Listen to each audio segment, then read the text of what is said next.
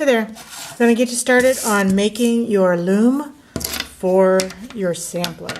So I have a sheet of mat board, and I'm going to divide the top and the bottom into 1/4 inch segments, so that's going to create slots for our warp thread. Okay, so I've got my ruler, I've got a pencil, my sheet of mat board, and a pair of scissors. So I'm going to start right up at the top.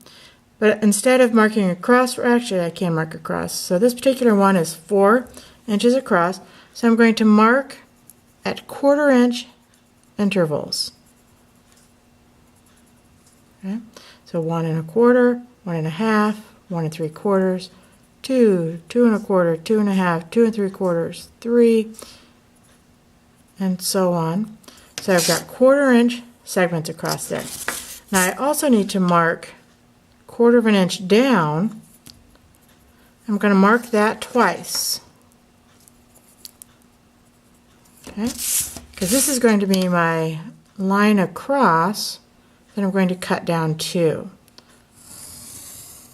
Okay, so that's where I'm cutting down to, and then again every 1/4 inch. So I'm making like little teeth. And that's what's going to hold my warp thread.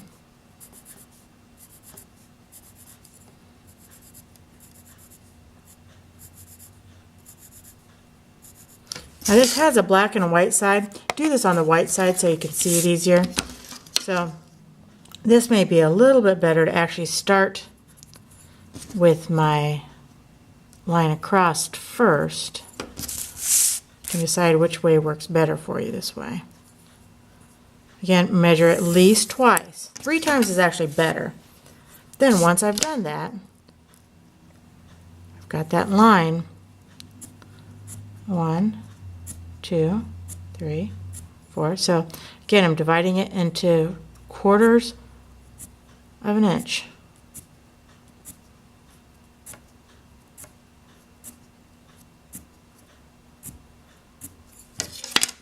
Once I've got that divided, then I'm going to take my scissors.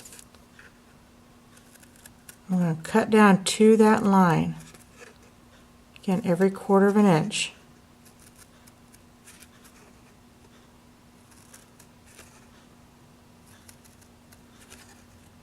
Trying really hard not to cut either my finger in the bottom or cut through my line.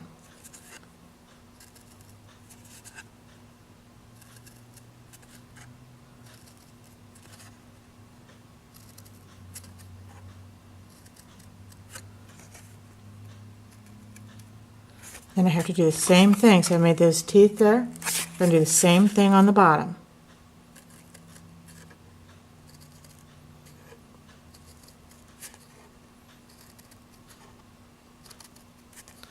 This part is really exciting to watch, isn't it? Again, I've got to be careful. I want to cut down just to that. Now notice I'm holding this way back in the jaw of my scissors. I'm not cutting with the tip. You can, but with some of the scissors, I've got to work a lot harder that way than I do if I have it back in the jaw.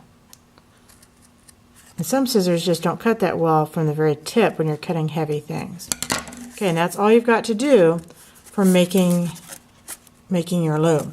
Now you also want to put, before you do anything else, put your initials and your period on there so that we know that that's it. You can put a piece of masking tape on the back and do it on the back as well, but you just want to make sure that that is completely visible. You may want to put it on the side. That way there's less likelihood that you're going to cover it up. But again, piece of masking tape and marker on the back is good as well. But you want to make sure, again, all 3 initials and period, along with having all of those tabs done.